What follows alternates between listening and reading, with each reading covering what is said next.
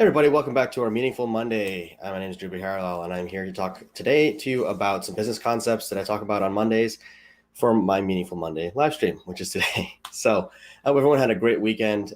We have the July 4th holiday coming up next weekend. I'm hoping everyone's looking forward to that. There will not be a stream next Monday because it's July 4th. We're just going to be observing that on the 5th, so like everyone else is. So, we'll take a little break there, but I hope everyone has something planned, something good planned for next weekend, whether it's time with family or vacation time away, get some time to spend with your family, pets, just by yourself even, but just time to recharge and not be in the office, being on all the time, because that can get exhausting after a while. And obviously people don't take the time that they need to recharge as often as they need to. So take that time next weekend. Everyone is going to be doing their own thing, and some people will still be working, obviously, but if you have to do what you got to do. But if you don't, then take the time to recharge. Don't force yourself to do something you don't have to do, and take the time to make sure that you're taking care of your mental health, taking care of your own needs. And that way you can better serve your clients, better serve those that mean something in your life. And so with that, I'll talk about today, we're talking about a really important business concept that actually permeates much beyond where it initially started. There's something called the Pareto rule, which is the 80-20 rule. Some of you are familiar with this rule, some of you are not. But in business, this rule is going to be pretty powerful as you start uncovering different parts of your business, different aspects of your business.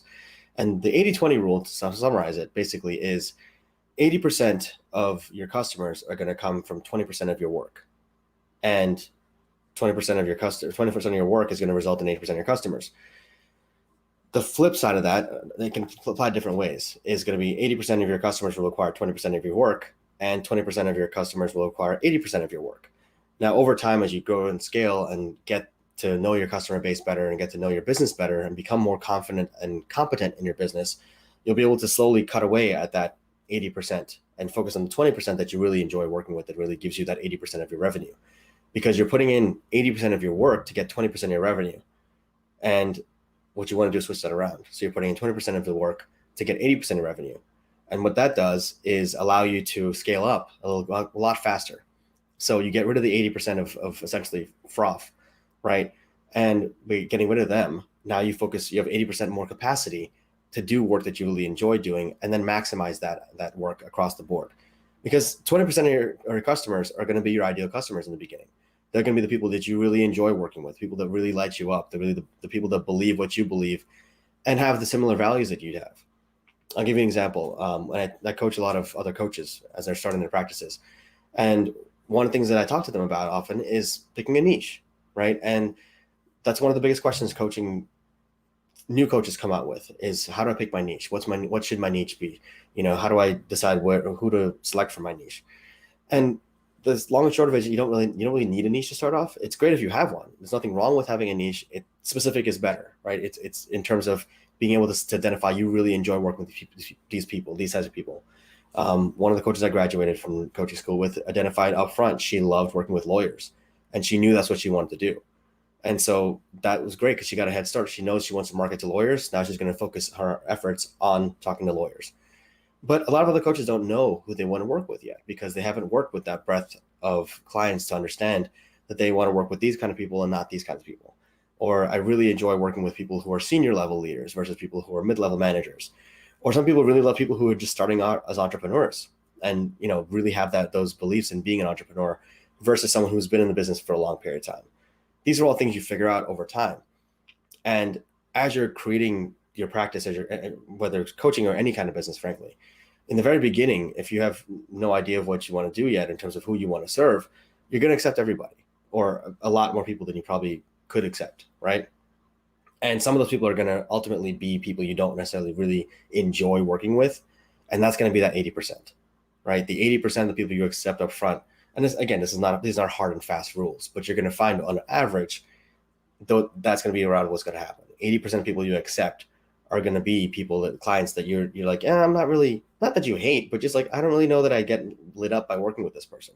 Yes, I can help them. And yes, they're a client and they pay me well, but I'm spending a lot of my time on these people, right? I'm spending 80% of my time on 20% of these customers, right?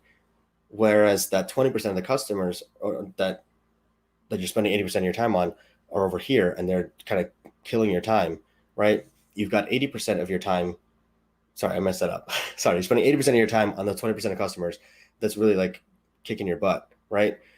And you eventually will start letting go of that 20%, right? To focus on the 80% that you're actually okay with working with and you actually enjoy working with. And then that's going to obviously change over time again. So then 80% of your time is going to be spent on another set of customers. That's going to be getting from, that's going to be that 20% of customers in the future you get you spend 80% of your time on is going to be 80% that you could be more efficient with your time with. And that's going to happen over time as you get better and better and better at what you do. And you'll find that you start cutting out different levels of client, different kinds of clients. And naturally that will happen over time.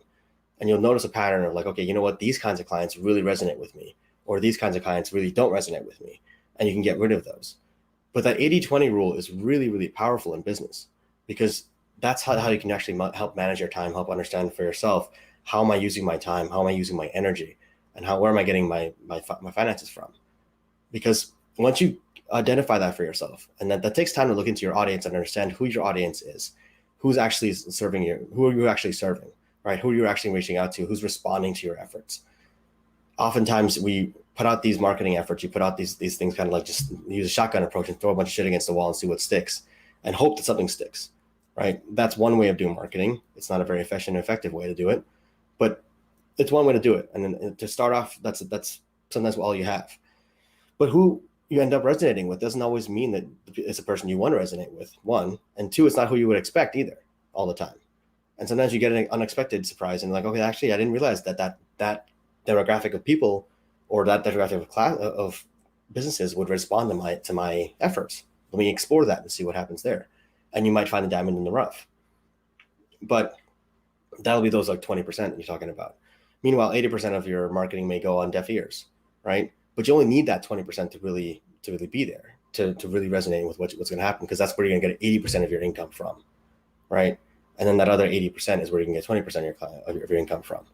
So the 80-20 rule really tends to hold up over time, and no matter what level of business you're at.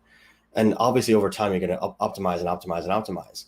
And as you get more and more into the world of business and into your particular field, you'll be able to optimize that to the point where now you're talking about more like a 90-10 or 100% eventually, ideally. So if your business is going to be coming from people that you enjoy working with. And that's where you get really intentional about business though. That's where you're very selective about who your clients are and why you work with them and why they should work with you. At that point, you've essentially reached a level of success that you can start selecting your clients and saying, you know what, you're someone I really want to work with. I will work with you.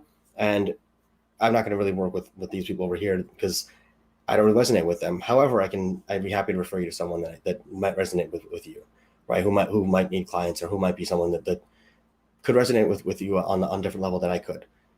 And so that's ultimately going to be better for the client in the long term, because if they're working with someone that they don't connect with as well, they're not going to get the same level of service that they would if it's someone that they would resonate with, right? And then it'll be better for the coach or for the business owner to say, look, I really enjoy working with these kind of clients. And so that's something I really want to do. I was talking with another coach who actually really enjoys working with startups, and that's all he does. He just works with people who have entrepreneurial ideas, doesn't really care about anything else, just wants to go from employee to business owner. And that's all he wants to do. He doesn't really want to support them after they launch the business per se. He wants to support them for that period of time, that transition period, and then he's going to be out. And that's a great niche to be in. If that's what he wants to do, and that's who he identifies as his client, that's a great niche to be in, right? Because he's very specific about what he wants to do. And so how do you work around the Pareto rule, which is what the next question is going to be, right? And that's exactly what that is. That's creating that intention for yourself, right? Setting a goal for yourself to say, I'm going to work with these people. This is who I really want to work with. I really want to work with marketing companies who are, focusing on, I don't know, dog rescues, for example, right? Or I want to focus on, dentists, or I really want to focus on medical practices, or accounting firms or law firms that are 300 or less accountants or 300 less attorneys. The more specific you can get, the more intentional you can be about your marketing efforts, the more intentional you can be about your business and who you work with. And then you can use Pareto's rule to your benefit, because of those businesses that you've now targeted, you have a higher likelihood of getting businesses that you actually want to work with And then once you get that next level, you can look at the next level up and say, okay, you know what? Now that I have the businesses that I really want to work with, that I actually enjoy the subject matter, now I can take the next level and say, okay, now personality wise, who I like working with, right? What are the hallmarks of a great client for me personally that I just enjoy working with? Like, what are their personality types? What are their values like? What do they want to do? Where do they want to go with their lives? Where do they want to take their companies? And now you can help them get to the next level. So it's a really great way to look at things in terms of the rules that apply there. I got a comment from the section here. Top clients can become partners and advocates, and appreciating that group made the leap upwards in business. May not have been the biggest clients at first. Exactly, 100%. No, totally. Andrew, thanks for making that comment. I appreciate it. And that's 100% true. You're looking at don't just look at the purse strings, right? That's very tempting in the very beginning as a starting out entrepreneur, starting out business owner. It's really tempting to say that, you know what, like this is a big contract, it's a really big client, they're going to pay me really well, so I'm going to take the business no matter what, right? But they could be a really just bad client, right? They could just be one of the worst clients out there, and that's a situation where no matter how much money you're getting, how much is your energy worth? Right? If they're making you run around doing ridiculous things that are not really part of your job and not part of what you're setting out to do, then that's not going to be helpful for you in the long term or in the short term, frankly. But those clients that you can ultimately turn it into those advocates and partners, right? And that's why I stress with my clients when I work with them, it's always a partnership. It's got to be a partnership. We got to both be invested in this together, because if we're not, if I'm in this more than you are, this is not going to succeed. And vice versa is true as well. If you're in this more than I am, it's not going to succeed either. Right. I think that's one of the challenges of coaching, is that when you're working with a business owner or with a person in general, that investment is mutual, right? It's got to be, both people have to be in it to win it. Otherwise, that's going to be one person going to be putting in a lot more effort than the other person, and it's like a relationship. You'll get resentful after a time, like, oh well, why am I putting all this effort if that person's not going to put it in as well, right? And then over time, that's going to deteriorate and rot out for the inside. And so when you try to get these clients, focus on the clients you can turn into those advocates and partners, because that actually, like Andrew said, is going to be really powerful for you in the long term. Because those guys are also, and girls are also going to be the ones who, after they work with you, or even while they're working with you, they're out there singing your praises. They're out there referring you, sending referrals your way, being like, hey, this guy's awesome, you got to work with him. Or this woman's fantastic, she's changed my life, right? And that word of mouth is so much more powerful than anything you can say, because their network's now listening. And it's not important who you know, it's important who knows you. If no one knows you and you know everybody in the world and no one knows what the heck you do, it doesn't matter, because you just don't matter. You're still just going to be like anyone else out there. But if you're out there and you walk into a room, people know who you are already, because one of your advocates, one of your partners, one of your clients is out there singing your praises already. And they're like, oh, that's the guy I was talking to you about. Or that lady right there is the one I was talking to you about. She changed my life. Suddenly people are going to want to talk to you, and you're not going to have to pick up the phone as much. You're not going to have to reach out to people on LinkedIn. You're not going to have to cold call or create an intense, crazy marketing strategy. Your marketing strategies are going to be out there working for you without anything you've done, or just by you doing your normal thing. So the Pareto rule is something to think about in an early stage of business. And I mean, honestly, in any stage of business, if you haven't taken a hard look at things for yourself. But if you look at your business and you look at the numbers and metrics, you'll probably find that around, typically it's between 72 to like 90% is going to be where things at. So on average, 80% is going to be where 80% of your revenue is going to be coming from that, 20% of your clients. You're going to find that probably, and on average, right? And on the flip side, 80% of your energy and time is going to be invested in that 20% of your clients. So try to see what you can do with that. And ultimately the goal being to get rid of, or to reassess that 20% that's taking all of your energy, all of your time.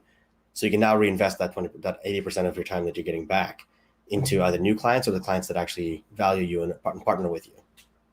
So think about that as you approach your business and how you do your work right now, because it can really change your business and revolutionize the way you work and your lifestyle, frankly. So thanks again for tuning in today, guys. I hope you guys enjoyed the stream. If you did, please hit the like button, hit subscribe, share this video with someone if you think they need to learn about the Pareto rule, the 80-20 rule. If you think it's helpful for anyone, please do pass it along. And let me know what you guys want to see more of, what you want to see less of, anything like that. I'd be happy to talk with you guys more about this. and cover any content, any topics you'd like me to cover. So until next time, take care, stay safe, have a great 4th of July holiday. We'll be online on Thursday with Naheed for Chat with Coaches, but this is the last meaningful Monday before 4th of July. So I'll see you guys on Thursday. Otherwise, I'll see you next week. Take care.